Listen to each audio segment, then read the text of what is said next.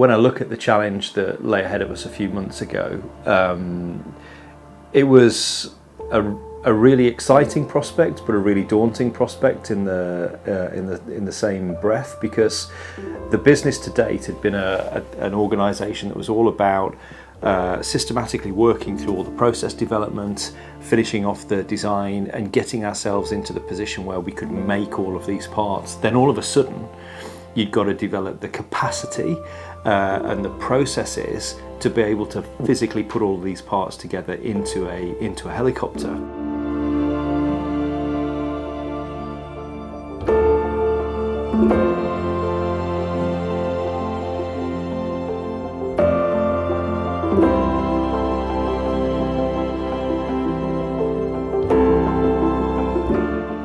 When we decided that we were going to build these two aircraft for December, essentially all of my key technical leaders within the organisation sat me down and told me that it wasn't possible to do, and I was determined that we were going to make these aircraft because it was important for us as a company, it was important for the team, it was important for our customers to be able to see the machines for the first time.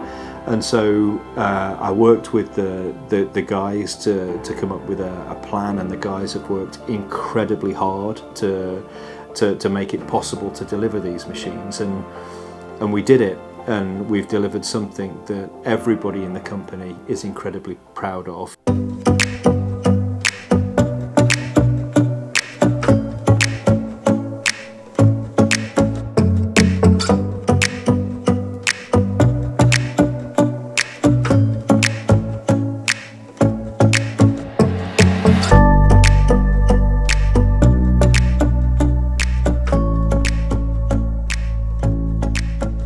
For the first time ever, we're seeing not only an outer skin, but an inner skin.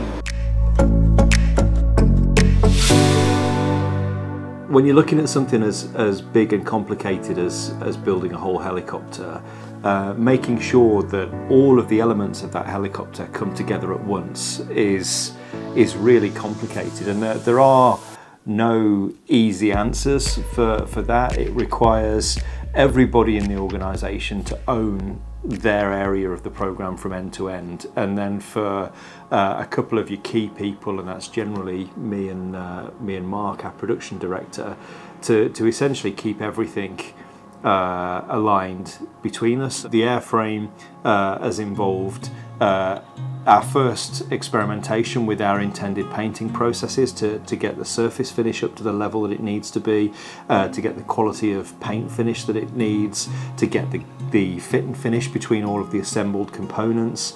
We've been hanging doors and developing door locking mechanisms on the airframe for the first time.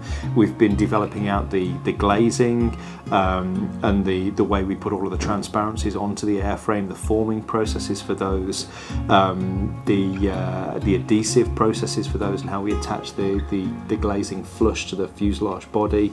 All of that stuff has been developed in parallel, while simultaneously the rotor system and the gearboxes have been being built on mechanical stands here at DC1. The DigiCockpit software development, hardware development, wiring looms development have all been developed in parallel here at DC1 and at a couple of other locations as well. The crashworthy seats that we've developed, and also the interior trim and fitments, all of that has been going on in parallel to enable us to bring all of those things to a level of maturity before they all converge to final assembly. And that's involved an enormous amount of work from a wide variety of the team members, and also some of our suppliers as well at various levels up and down the supply chain. So it's been an enormously complicated process.